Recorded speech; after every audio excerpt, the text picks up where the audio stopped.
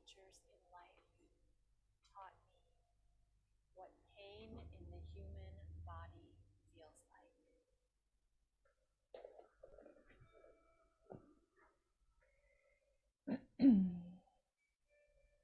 And how this can connect you to your spirit.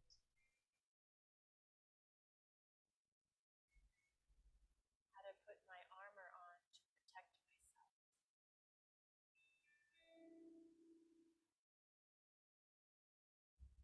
And what courage feels like to take it off.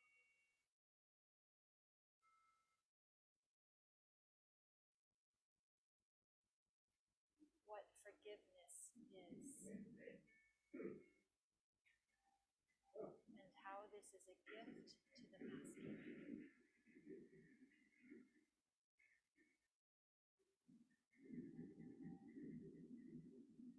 What love is.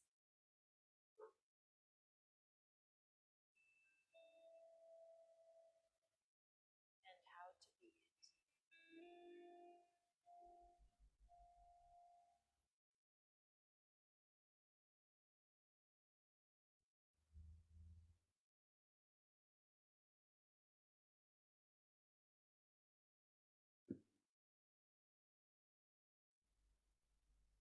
One of my greatest teachers in life taught me what pain in the human body feels like.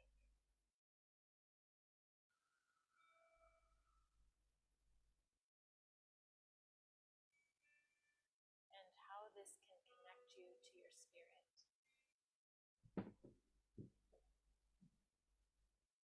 How to put my armor on to protect myself.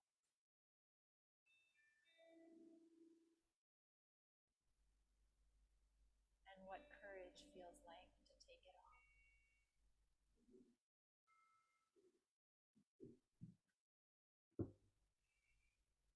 What forgiveness is. And how this is a gift to the masculine.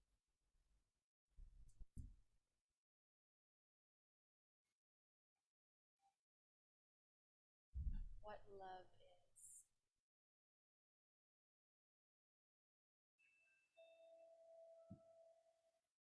And how to be it.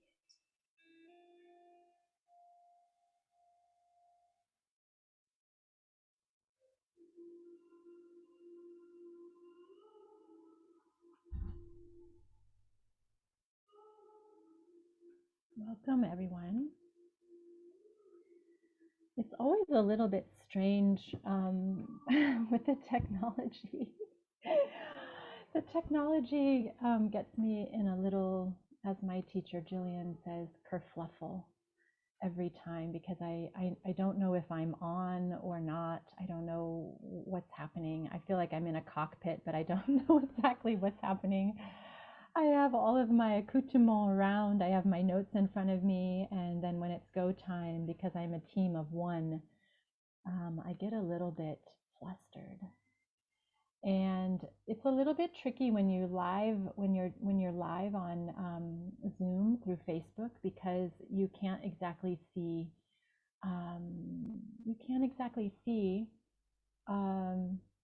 who's joining you. And so I'm going to try to pay attention to the Facebook as much as I can. And if I don't see you there, know that I'm going to come back and watch and see who joined me, and if you have questions or if you're chiming in as I'm sharing. But just know that I'm feeling a little bit distracted by wanting to kind of stay focused on my notes in front of me, and also like really staying in guided by spirit with this share, especially because it's a really tender and personal share for me. And so there's a lot happening here in the cockpit, and I'm just grateful for just to have the opportunity to share this part of my story with you, and to have the safe space to share it. So welcome. I want to start with like just a little welcome and my intention and my why, and then I'm going to move into the share for today, and I'm hoping that the share will be exactly 1 hour. I'm hoping that it'll be 1 hour because I have a hard stop and a date with somebody after. So so I want to start right away. And if you're here with me, just give me a little bit of love. I know 3 of you RSVP'd officially. And I also know, because of the nature of this topic, that some of you are going to come back and watch the replay, and also the time. It's 1 p.m. in Paris, which means that it's an ungodly hour, very, very early hour in the US. And I'm really doing this mostly when the time feels right for me and divine for me, and hoping that the rest of you can join me when it works for you.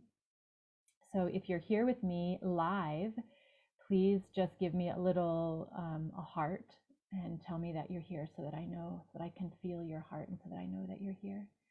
And if you're coming back to watch the replay, then please just leave me some love and tell me that you're here watching the replay, okay?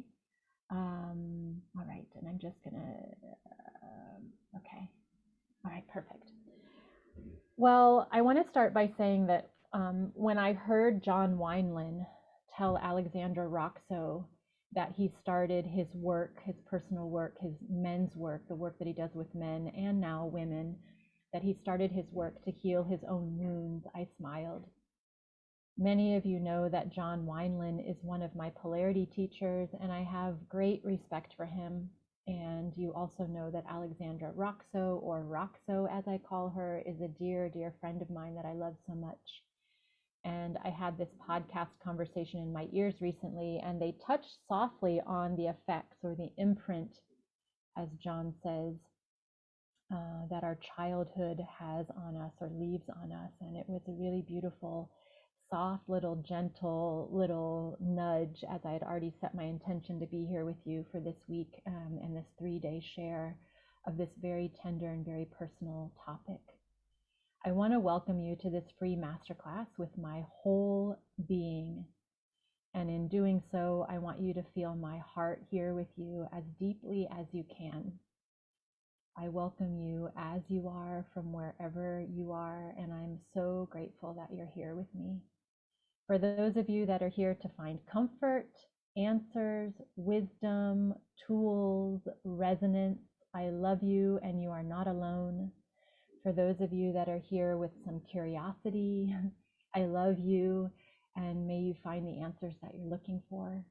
For those of you here with a different story and wanting to hold space, or show your love, or be compassionate to those of us that have this story, I love you. And I'm receiving your holding and seeing and love with my whole heart, which has already started to flood in as I began to share my intention for this masterclass. And thank goodness for you, for all of you who have a different story, who want to be here and practice opening your heart and loving and holding space. I feel you and I love you so much. My intention is to share my story as one example for what is possible when you can see the teacher in something terrible that happens to you in your life, and the possibility of transmuting this pain into love, which has been my life's journey. My intention is to be brave in sharing this personal story, so that anyone with a similar story knows that they are not alone, or that this type of story or experience doesn't have a certain face or fate or name. My intention is to speak my truth, a truth that frees me the more that I share it. And my intention is to put energy behind the desire that speaking this truth, healing this wound, is not just for me, but for those that have come before me, and for those that will come after me. Because when we heal ourselves, we heal the world. And I am in deep service to this, as it is my dharma to heal, to be healed, and to help others heal. And this, my sisters, is the very first glimpse of one of the ways that this exact teacher has prepared me to be right here today, sharing this with you. I want to check in now before I give you this really big disclaimer that I have prepared, that I do before every class. I want to check in to make sure that I'm live streaming. I want to check in to make sure that you can hear me. I want to make sure that I'm zooming into the right place. Let me just look here if I want to make sure that I'm zooming into my own private space. Okay, good. My worst fear is that I will be sharing this in my personal Facebook instead of my private space where I feel really safe to share with all of you. I want to start with a disclaimer today, and this is a full share with clear and detailed disclaimer that I'm going to share now before I launch into what I have to share today. And I want you to really receive this disclaimer and all the parts of it as fully as you can, because it's really important for me to share these things with you before we begin. And I really, really, really want you to receive this. I am not perfect. I am a forever student, and I am deeply in my practices, and I am constantly forgetting and remembering, forgetting and remembering. If you've been here for a while, then you know that I like to shy away from calling anything that I share a masterclass. I think, yeah, I'll leave it there. And I want to say with this teacher that I'm going to talk about today, I feel so much more powerful in naming it a masterclass, because I have healed so much around this trauma, but I am not perfect. And the abuse that I have endured was physical and emotional, not sexual abuse. So I do not have this lived experience or imprint in my body, and I cannot speak to it or even imagine it to guide you if this is your story. I'm going to be focused specifically on my lived experience and the trauma that still lives in my body and that I have navigated and endured and healed. I want to be really clear about that, because I know that there is a difference. Trauma lives in our bodies, and I don't know that we will ever fully be able to erase it if it is part of your story. I'll be sharing the ways that we can heal it, come to terms with it, and live beyond it. But it is there, it's part of our story in this body and in this life, as far as I know. If you have trauma that feels too big to heal, or too big to come to terms with, or too big to live beyond, please, please, please seek a trauma-informed professional. And there is a beautiful trauma-informed professional, sister, resource sitting in this space with us that I can guide you directly to if this is a need that you have or a desire that you have. This work is sister to sister work, especially if the abuse is by the hands of a man or a father. This work is deeply personal, and it is intense, deep, deep healing work that takes time, slow, deliberate, delicate, and tender time. And so I think it's important to assemble your team and to feel support along the way. I am not a certified or trained professional in trauma work. It's important for you to know that as you join me. I do not have a degree or certificate in this type of coaching or counseling. I am very literally trauma informed, as it is my exact experience in this life. And this trauma lives in my body.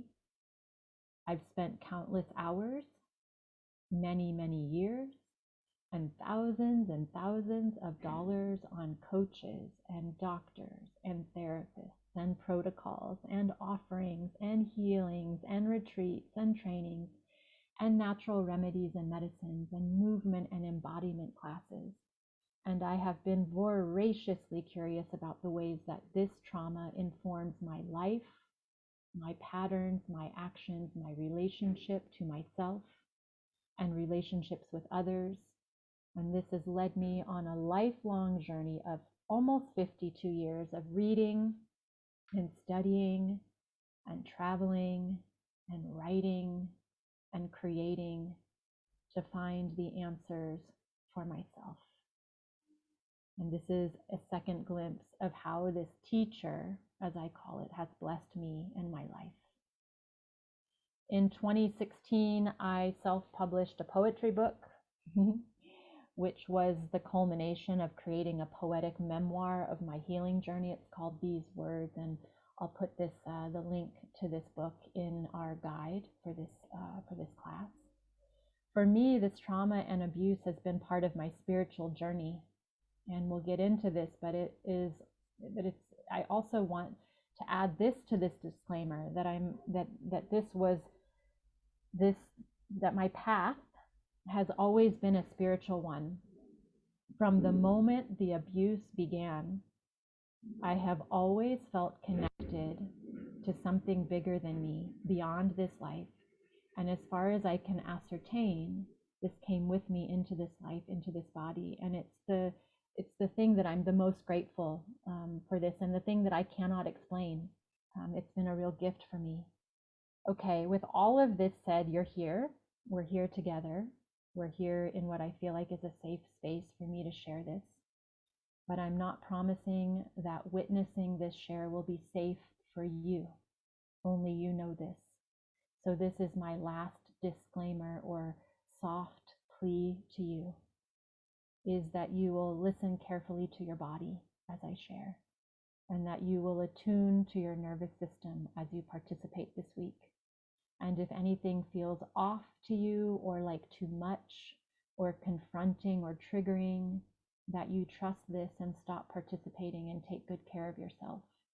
And if you need support when and if this happens, please reach out and I'll put you in touch with a professional.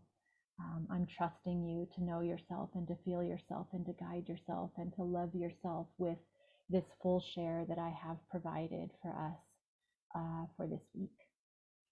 I want to drop in together now, if we feel like ready to do that. And I want to drop in by closing our eyes together. If this feels safe for you, if you're watching me live now, and I see some of you are joining, if it feels okay for you to close your eyes as you join me here, go ahead and close your eyes so we can take a few deep breaths together.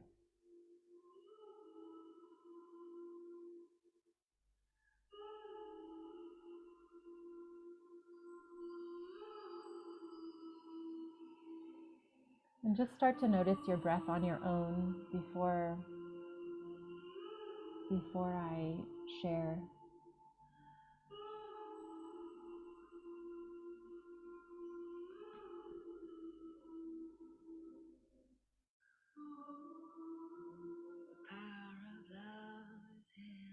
Coming into your body, begin to notice the breath, the soft, gentle, self-guided breath, this feminine part of you.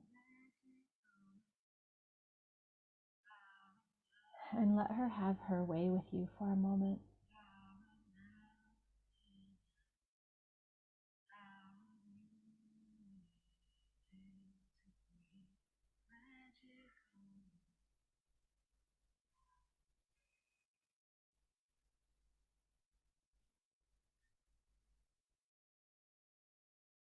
Thank you for this moment.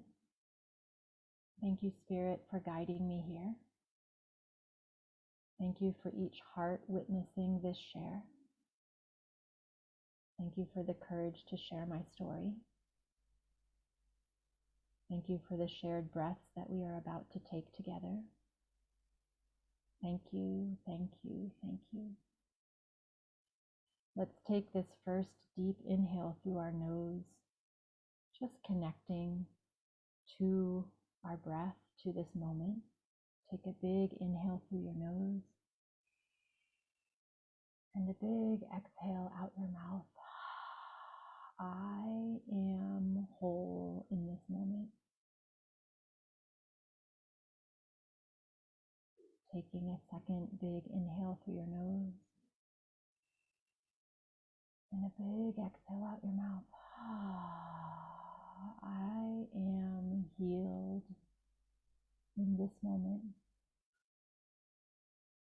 And taking a third deep inhale through your nose and a big exhale out your mouth. I am holy in this moment. I am grateful to the teacher that has brought me here, to the teacher that keeps me here, to the teacher that comes along and shakes me to the teacher within me, to the teacher beyond what I can comprehend. And I offer it all away. Nothing is mine forever. I let go, and in this space and practice of letting go, I feel my faith come in. I am made better by not holding on too tightly. This is my prayer, my mantra, and my practice. It is this prayer to all teachers that I was gifted during my Bhakti Yoga teacher training that gave me the words, the prayer, to know what I have known my whole life and maybe beyond, which is that everything is a teacher if we see it this way. So I bow humbly in service to the teachers. I feel the hands of the divine on my back, and I trust this Dharma that feels clear and certain and true. May this personal share be in service to the hearts that receive it. May it serve each of us as we walk our divine destiny. May it bring us closer and closer to the knowing that we are love and loved. Amen. When you feel ready to flutter your eyes open, please open your eyes and join me here again. My plan for this masterclass is to take us on a little journey through my abbreviated experience, to share wisdom, tools, teachers, and resources to give you some real examples and practices that have helped me, and to leave you with a feeling of support and hope and love. I will be sprinkling in, of course, some universal truths and things that I feel will serve all of us. But most of this share will be in service to sisters who have had a similar childhood experience or who can relate to my story directly. And I have very deliberately chosen this title, Healed, proclaiming it, and the second part, the teacher of child abuse, guiding us to a place that may feel beyond comprehension or beyond scope or beyond in some way. And I'm doing this from the other side. I have the luxury of incredible hindsight, and I can tell you from the place where I am with 100% certainty that lives in my whole body and everything that I am in this moment, what it feels like to feel healed to date. Because this is a practice, and to know this teacher is something I feel 100% certain about. And this is what I feel like it's an honor to share this place with you through my eyes so that you can see it for yourself, for your own reasons, and I hope that it serves you in some way. The rain came suddenly, and I let it carry me into its darkness until I realized it was little drops of light and hope, a baptism inviting my heart to open like never before. I wrote this poem, and it's in my book, these words, I don't know how many years ago. And I know I'm probably going to need tissues as I share these next 3 days because Spirit works in such a magnificent way. And when you feel like you're on a divinely led path, it does bring you to tears. I literally wrote this poem so many years ago. I published this book in 2016, and so I wrote it well before that.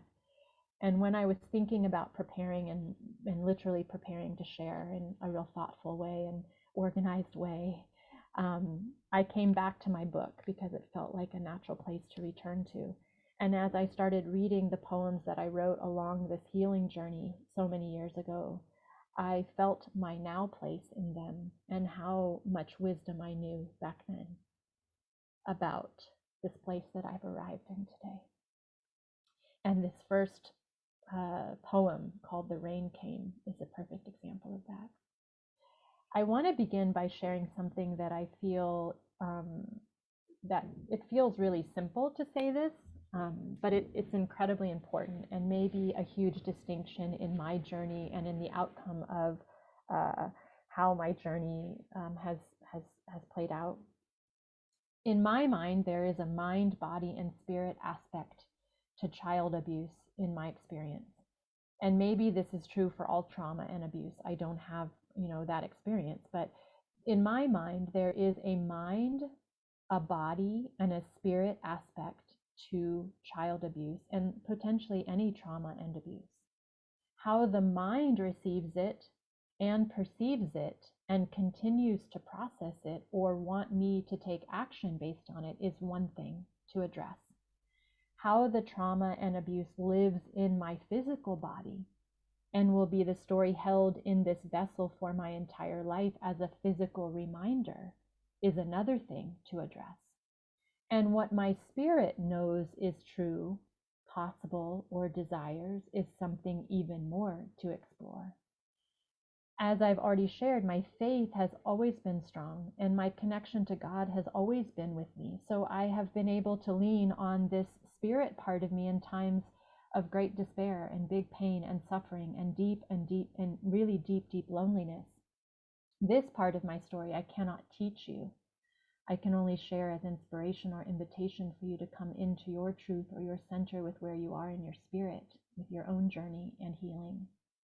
The spirit part of me has been immensely helpful, and it is the part of me that I have always had access to and have always identified with.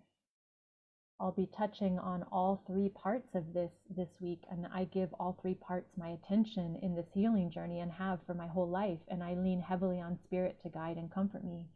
I hope this can inspire you in some way. I want to presence, as I always do, it's the bhakti in me and also the teacher in me that it's really important that I'll be sharing many resources this week. And I want you to dive into the guides that I'm preparing. I already started to prepare. The first guide is guide number 7, which is the disclaimer that I really want you to take to heart before you dive into this share. And then guide number 8 is the day 1 guide. I'll be sharing all the resources that I'm going to be mentioning and some additional things for you to ponder and be curious about in each one of these guides. So there will be guide number 8 for day 1, guide number 9 for day 2, and guide number 10 for day 3. And if I mention something that you'd like more information about, please send me an email or a direct message with your request, okay? Because it's always important to me to credit the sources and teachers and wisdom and tools that have helped me. And I'll be doing this along the way. It's really, really important. I was sitting in a circle with Erica Matluck and Paul Kuhn, her partner, on their first 7 Senses retreat in Tulum, Mexico. This was the very first retreat that they co-created together when I received this wisdom and missing piece for me at the time about the development of our root chakras. And this is where I want to begin. At the time, I was returning home after a long solo journey around the world and some really deep healing. When Erica shared that each person's root chakra is developing between the ages of 0 and 7, and that everything that is happening to your mother in vitro and to you from birth until 7 is stored here in this energy center and contributes to this energy center and what it's responsible for. I had a huge epiphany, and perhaps I know this is true because I'm speaking to my to my circle, to my space. There's so many empaths and so many healers and so many beautiful sisters who will understand when this happens, when you get the information right when you're ready, right when you're wide open and ready. And I was so ready to receive this little nugget of information when it came in, and it was an epiphany. Before this, I felt responsible. I felt broken, or at the very least, I felt damaged in a way. And this was some programming from the abuse that I endured and some from the stigma and my own judgments, some low self-worth, etc., growing up around this idea of being abused as a child. And as I receive this wisdom, I digest this piece that many of the things that the root chakra is responsible for, basic foundation, basic safety, security, trust. If you imagine what's happening to you when you're 0 to 7, it's like you can't take care of yourself. So you're relying on everyone in your close world to listen to you, attune to you, cater to you, serve you, keep you safe, provide for you. You are helpless, and your root chakra is being developed during this time. But yeah, it's a basic foundation. And when I received this wisdom, I digested this piece, that many of these things that the root chakra is responsible for were inherited from my mother and my father, of course, but first from her body, from her energy, not mine at all. Of course, it was a combined effort because I was in her. But this was a huge revelation in my healing journey, because before this, I took full responsibility for this foundation as if I was somehow responsible for this shaky foundation. Now, I'm sharing this with you because this is profound when we just look at this piece, this very fundamental, developmental, energetic, physical piece. That this potential, this potential of what we inherit from our mothers in the womb, body to body, is so powerful. And as I've shared, for me, this journey of healing is all the parts. It's a mind, a body, and a spirit healing journey. So while I got this piece about the body, albeit the energy, body, the root chakra, the body, I also knew at the time when I got this information, a truth about my experience, and my belief, which is that at the spirit level, I chose this womb to inhabit and this father to mold me. And some of us believe this was God who chooses. So I'm already starting to get into the spirit, and I'm going to get into this next. But for me, I had this new wisdom that just popped into my reality through my dear sister Erica, who's been an influential part of my healing journey, when I was ready to receive it about the root chakra, sort of releasing me of this responsibility that I felt like I had for it. But my spirit reminded me that I actually chose this womb to be in, and that this father to mold me. And so this is the first place to sort of check to see how your nervous system feels about that, to come into your center, to attune to whatever's true for you, and to not hold on to my belief or try to make my belief fit for you if it's not your belief. What is your belief about this? Some of us believe that it was God who chooses our parents. I don't know what you believe, but I believe that I chose this mother, that I chose to be in this womb, and I chose this father. And this is where your faith can guide you into a deeper knowing and trust that you aren't experiencing something random, but rather something divine. And this helps us to arrive in a place where this experience might be a teacher that God intended us to have, or Spirit sent to us. And this might be something hard to hear. Why would God want me to experience such a terrible thing? Or this question, this great lifelong question to ponder. If you have it, it's brought me into many beautiful possibilities, like the one that I feel the most true. God may have wanted me to experience this terrible experience with these parents so that I can know healing at this level and guide others to do it too. You see how this works? So in this circle, I realized that my mother was afraid of my father, who was physically and emotionally abusive to her while I was in her. And this fear was literally pumping in my little fetus blood before I was even born. My root chakra was getting zapped with fear from the very beginning.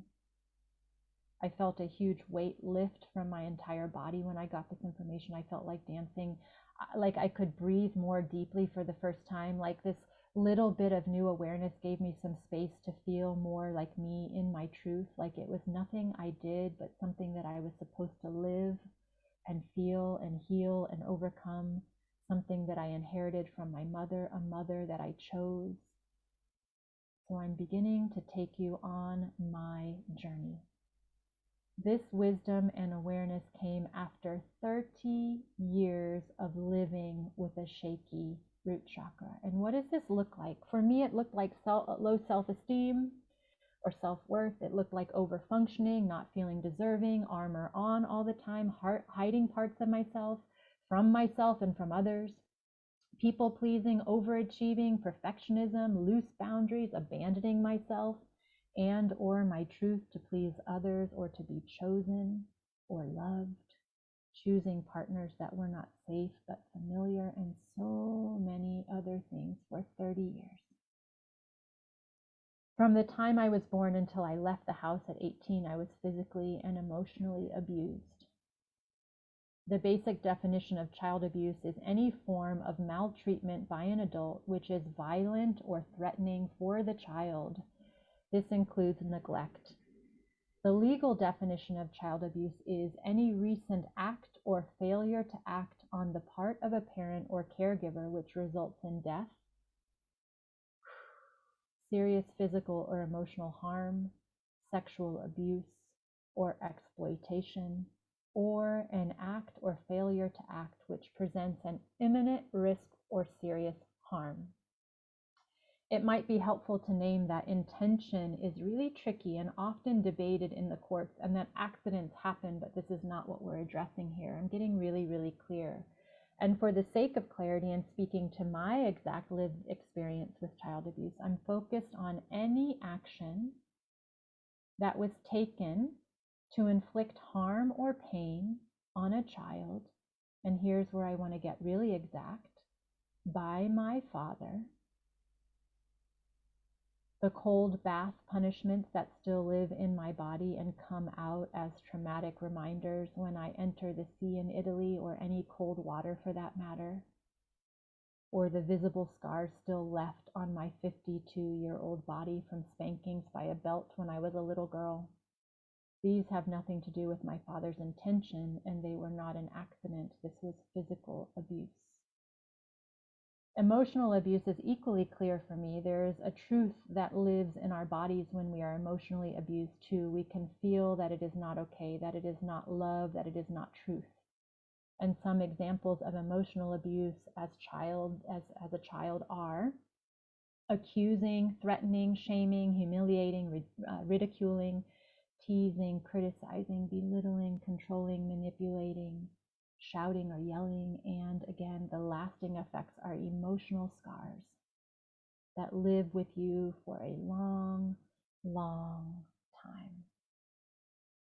In the last circle of honoring your inner king, 4 out of 7 sisters have been emotionally abused by their fathers. 4 out of 7 of us. And this is why I'm offering this share this week, because it is so prevalent. It is affecting our journeys, especially with the masculine. The criticism, the controlling, the threatening, the shaming. It is programming that is imprinted in your own masculine by the first masculine that you loved. And it is something that will guide every action you take and affect every relationship that you are in until you address it and heal it. Ego death. I strip away layers until I am naked, letting go of past DNA to rewrite, rescript a new way. Alone in the light, bathing in it, a baptism, I walk ahead with my skin on fire. What is the truth of your story?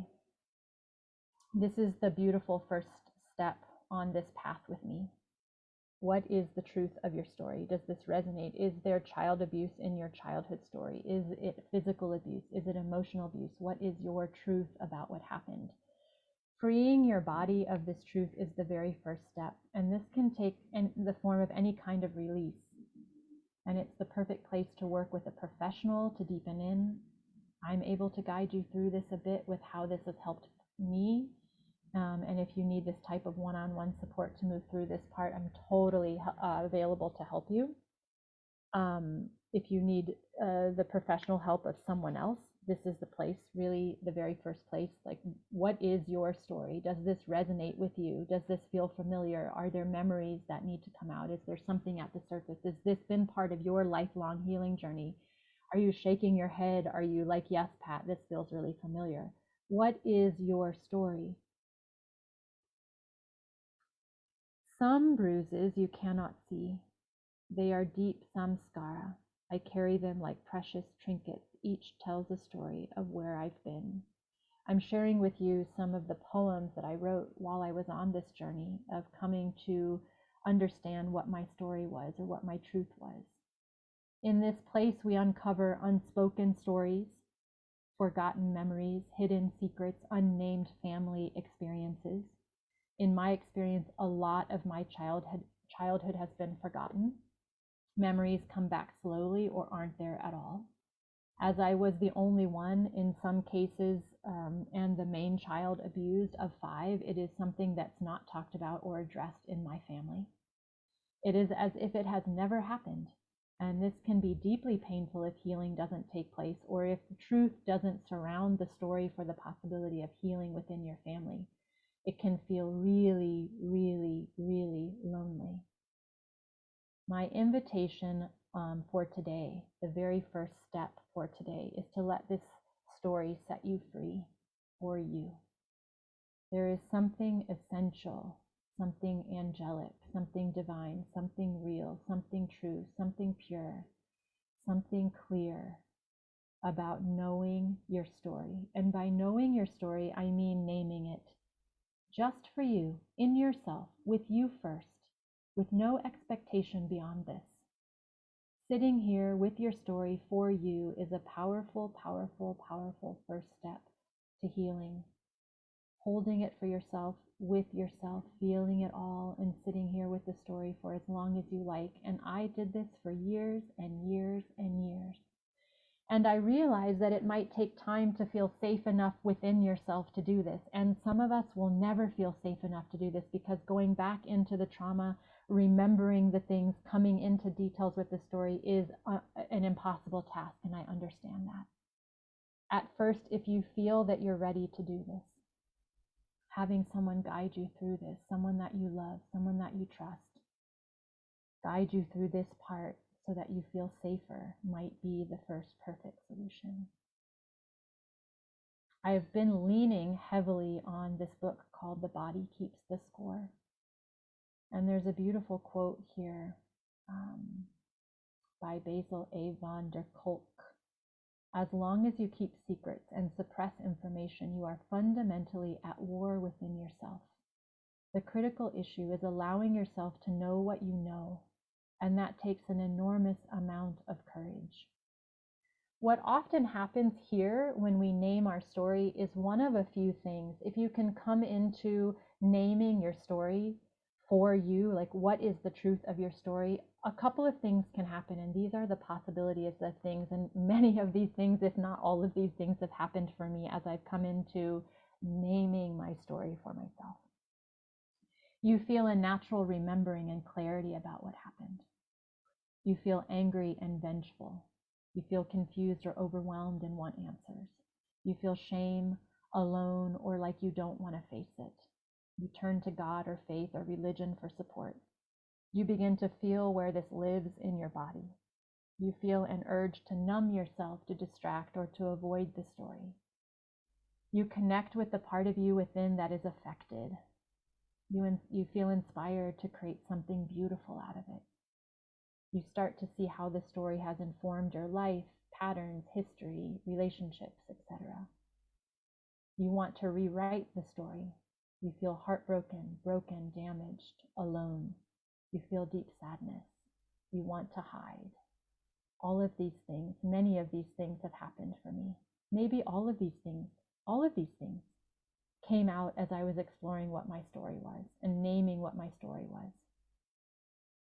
I want to talk now about this idea of turning to faith and how religion or spirituality come into play, because this has been a big part of my journey. And I want to create a little bit of levity here as I come into this, as I levitate, as I come into this higher place. I don't know if it's just my generation or if just mentioning this person's name will date me, and everybody that's listening and receiving this will just say, who is this? But Judy Blume, for me, when I was a little girl going through this, was such a blessing. And this next quote that I'm going to share has become a mantra for me, and it lightens things up for me when I say, "Are you there, God? It's me, Margaret," which is a Judy Blume book. I think it was very much like this poetry book, like just tattered, because I had it so close and read it, and I read every single Judy Blume book. Are you there, God? It's me, Margaret. If you have access and desire or an urge to feel beyond the surface of your story and the emotions of your experience, which is the body, one place that you might want to go deeper into is your faith, religion, or spirituality. And this is where I'm going to guide us next on my journey, because it's been the place that saved me.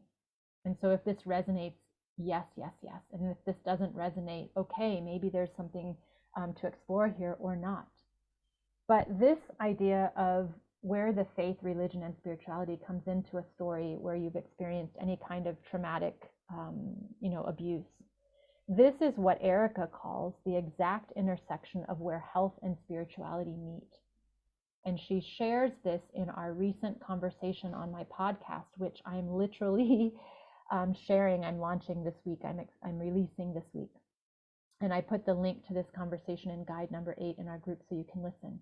She says that a person's faith is the exact intersection between health and spirituality, and what makes healing in some cases, or a deeper healing, possible in some situations. And I love this. And so I'm really going to deepen in here with how faith has informed my healing journey, and how faith has been a big part of my healing journey. And I want to invite you or inspire you to consider this question of where your faith is. I've been reading, and I'm going to be doing an offering, a book share. This book is really, really beautiful. Cole Arthur Riley, she says, "You don't have a soul, you are a soul. You have a body." And I love this book called This Here Flesh. You don't have a soul, you are a soul. You have a body. Really beautiful. Where is your faith with and within this story? If you have a history of child abuse, or if you have any abuse, trauma, violence, neglect in your story, where is your faith with and within this story? And you see how I just made it universal. So maybe it's beyond childhood. Maybe you have some abuse, some violence, some trauma beyond childhood that you're healing. And this is certainly true for a lot of the circles that I sit in. Women are drawn to this work of healing their inner masculine, of healing the relationship with masculine and masculinity for lots of reasons. This is the exact second step to take once we figure out what our story is, and once we name the story for ourselves. We invite spirit to come in. We invite this question, what is our faith? And what is our faith with and within this story? So this is the exact second step to take with the teacher of child abuse. If your story includes being abused by your father, how do you explain this within your faith? What is your belief about your life, your path, your journey, about the experiences that happened to you? And this is where this can be a huge trigger. This is where some of you might feel like this is too much to take in your nervous system, or this feels like you're not ready to go here yet. And that's when I would invite you to come back to this replay later, when you maybe feel ready. But if you feel like you can take some deep breaths and kind of stay with me, if this feels like a remembering, if this feels safe for you. Can you imagine that your faith, that God, that the divine, that your spirituality has a bigger plan for you? That this experience has happened to you for some teaching or expansion or reason even? Can you take this body experience and apply it to your spirit? Can you approach it as a soul with a body, as Riley suggests? What happens for you here? And I invite you to sit here for a bit and contemplate. I sat here on my journey for a few decades, contemplating the meaning, the teaching, the why, the purpose, and I'm still here. But I'm here in my spirit with this, trusting that there is a divine plan and that this is a teacher for me. I am here. Listen, right side, left side, mama, papa, body rings and hot tongues. Sacred wounds stream out into the darkness on I-5. You are okay. Listen, I am right here. A lot of this poetry is me writing to me writing to me from spirit, from God, from truth, from remembering, from what I knew, from body to spirit, all of it, from mind to body to spirit. Accepting the story is the next piece that I want to touch on. So much of the pain and suffering that we endure with a story of abuse is caused by not accepting our story and the experience of what happened to us. And I think we often think that somehow accepting the story will erase it or excuse it or diminish it, or that accepting the story means that we forget it or automatically forgive. Not all of this is true and or a negative outcome. And this is another place where I really want to invite you to be ready to take this next piece, to receive this next piece.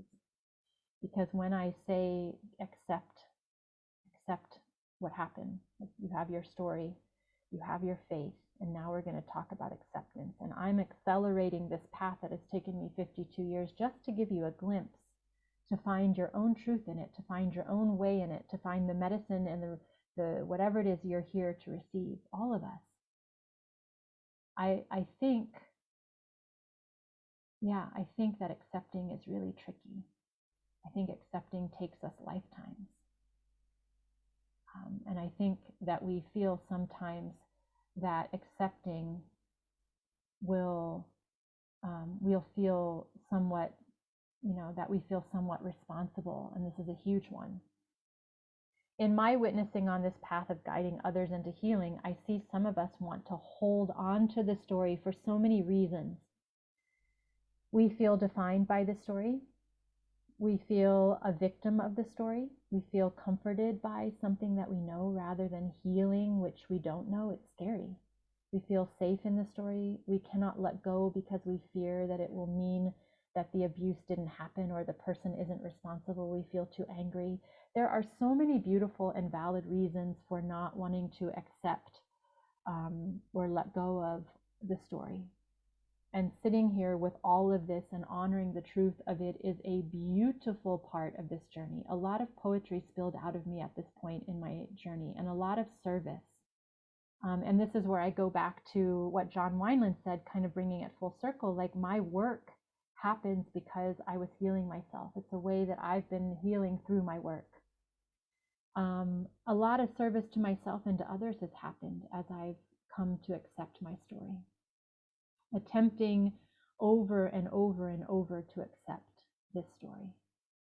And I'm asking you now, does this resonate? Where are you with accepting your story? Does the invitation to accept it, to bring it forth, does it bring you new awareness about the possibility of this acceptance? What acceptance can look like is, this is my story. That can be acceptance. I'm not defined by this story. That can be acceptance. I want to move beyond this story. That can be acceptance. This story is terrible and I don't like it and I wish that it hadn't happened, but it's my story. That can be acceptance. This happened to me. That can be acceptance. It doesn't mean that you have to do anything more than just accepting it. There is an opening here in acceptance, which artists and poets and writers and creatives make magic out of and find freedom in. They transmute the pain, the suffering, the trauma into love, into something beautiful. This is yet another example of how this can be a teacher. And you can look in history for examples of this. When we hold on to the story or traumatic experiences, it creates a strong holding and or foundation for our mind to focus here and stay in a program or action or patterns. It's part of the focus by default that the mind protects us from anything that's outside of this story. We may become dead inside. as Van der Kolk from The Body Keeps the Score says. He also says the greatest sources of our own suffering are the lies that we tell ourselves, which in my experience is what happens when we hold on to the story without acceptance and the mind takes over. This happens when the mind feels a threat based on unaddressed trauma and goes into protection mode, which might be telling us a lie that we aren't safe, out of trauma response, which causes suffering, a long pattern of shallow connection in a relationship, or a lack of intimacy in a relationship, and a million other things. If you feel unsafe or rejected in your body long enough, after a while it becomes understandable that you might be inclined to forsake it. Another quote from Cole Arthur Riley. We have to slowly learn how to trust ourselves and be in our bodies again if we have kind of come out of our bodies, or if we are not accepting the story, or if we're not naming the story. And again, for the first, this takes time, maybe a lifetime, and patience and practice and lots of support if you don't feel safe. Lots and lots of support. I go inside to find myself, into the darkness to find light, into the quiet to find voice, into my heart to find you. Another poem from my book, These Words. The entire reason for addressing this masterclass in your life in a healing journey is because of the pain and suffering that it causes if we don't address it. What are the possible outcomes of child abuse? This is so very intimate, but I'm sharing today some of the ways that this exact abuse can articulate and manifest in some women and has manifested for me. Low self-worth or self-esteem, high-risk behaviors, substance abuse, addiction, abandonment wound, triggered physical and or emotional responses, self-harm or neglect, self-abandonment, distorted ideas of healthy relating, dishonesty, inability to know or speak truth, hypervigilance, irritability, moodiness, not trusting authority, not trusting men or the masculine, manifesting a pattern of abusive partners or relationships, inability to emote, suppressing healthy emotion, avoiding conflict, brain development and function, high blood pressure, anxiety, stress and overwhelm, depression, isolation, loneliness, psychiatric disorders, nervousness, hypersensitivity, fearful, distrusting, abandoned, difficulty learning, lower attention span, defiant behaviors, suicidal thoughts, mean or harmful actions towards others, overcompensating, people-pleasing, guilt, shame, antisocial. Trauma changes the body. Some research suggests that it leaves its mark on our genes, a mark that can be inherited from generation to generation. Why in the world would we have chosen a teacher who leaves us with imprints like this? This is heavy. Take a moment here to make a list of possible outcomes of any abuse that you've endured or navigated, and sit with this list and feel into it and honor it for a moment and give it space. See if you can love these things. Can you do it in an instant, or will it take time? This is the next step on this journey. This is the next step on this journey. I do have an abandonment wound. I have manifested a long history in my life of a pattern with certain men who feel safe. I have abandoned myself over and over and over again. I do not know or speak my truth. Can I love these things about myself? This is the next step of the journey. It's beginning to love these things about yourself. This is softening, sisters. This is the greatest love of all. This is healing. This is it.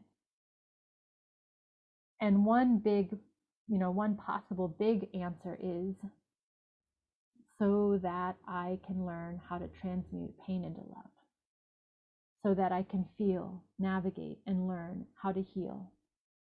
To bring you closer to the truth of who you are, so that you can be healed, or so that you can be a healed healer. Some of you are here, so many of you are here in this space because you're healers. And those of us that are helping others to heal are healing ourselves, or have healed many, many beautiful things in our lives. And we're now able to help others navigate that. Perhaps that's why you had this experience, so that you can live a life of feeling it all in this incarnation and share your experience as truth that others feel and know and are served by. See how we are beginning to see that this story is a possible teacher. Is this possible for you? Is it possible for you, if you have this similar experience, for you to see that there might be a divine plan, that there might be a reason, that there might be something to learn or to garner or to be served by or to share in this? If so, can you name your story, your truth? Can you accept it as your story? Can you identify some of the possible outcomes that have been imprinted upon you? Can you sit with those outcomes? Can you begin to love those outcomes? And can you see it as a possible teacher? I want to finish the share for today right here. And this is very incomplete, but it's enough. It's just touching the surface of this, and it's also, I hope, enough to pull you in so that you're sitting in my heart, so that you feel my heart, so that you know what my exact experience is, and the frequency of my share and the frequency of my experience and what I'm offering here.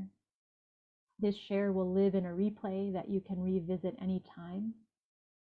If you have questions while you watch the replay for day one, please post them here in our group under this replay, or you can send them to me personally by email or DM. I understand this is a really, really sensitive topic, and not everybody's okay or ready to share their experience in even a safe space like this.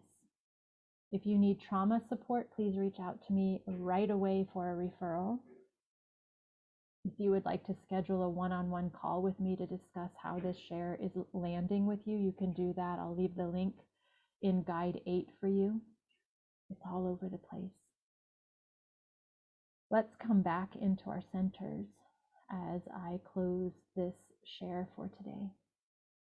Bringing your awareness into your own body. Come back into your own energy. You've been in my energy for a moment. Bring your energy back into your own center. And if we can, if you feel ready, if you feel okay, if you feel safe enough to close your eyes, please close your eyes and bring your right hand to your forehead and your left hand to your heart as you close your eyes, and take a deep breath here at your own pace before we take some breaths together to close the circle. Let's take a first deep inhale together, a big inhale through your nose, and a big exhale out your mouth. Thank you, mind. Thank you for protecting me, for reminding me, for the invitation to return to my heart. Let's take a second inhale, deep inhale through your nose. Big exhale out your mouth. Thank you, heart. Thank you, heart, for guiding me, for the courage, for showing me how it feels to be the love that I am. And with this third breath, I would love for you to take your left hand and bring it to your right hand, and then guide your right hand to your heart symbolically, your feminine, taking your masculine from your mind to your heart, taking a deep inhale here through your nose, and a big exhale out your mouth. Thank you, Spirit. Thank you for showing me the way, for the divine path, for the teacher of this experience. Take a few deep breaths into your heart now, feeling safe within yourself. You are okay. You are okay. You are okay. What is mine, this experience that I've shared, my wisdom, my shared wisdom, the resources and energy that I shared here, I claim as my truth. And what is yours, your energy, your experience, your discernment, your wisdom, your knowing is yours. May we know the difference. May we take what resonates or what reminds us of a deeper knowing and truth. And may we trust the inner discernment that we feel guided, that guides us to let go of what is not ours, what is not resonant, what does not serve us.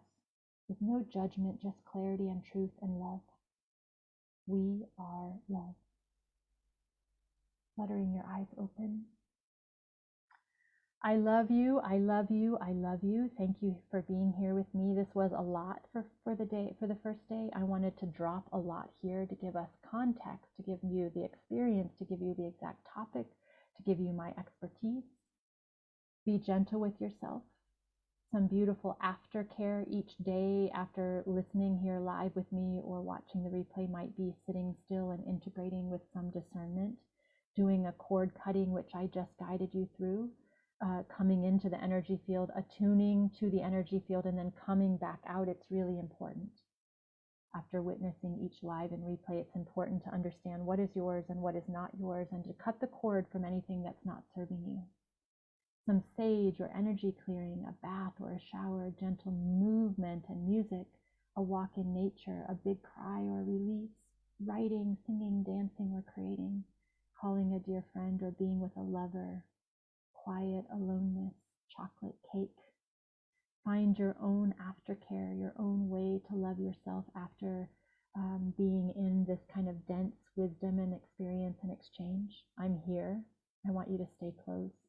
I'm here in this private space so fully. I hope you can feel me here.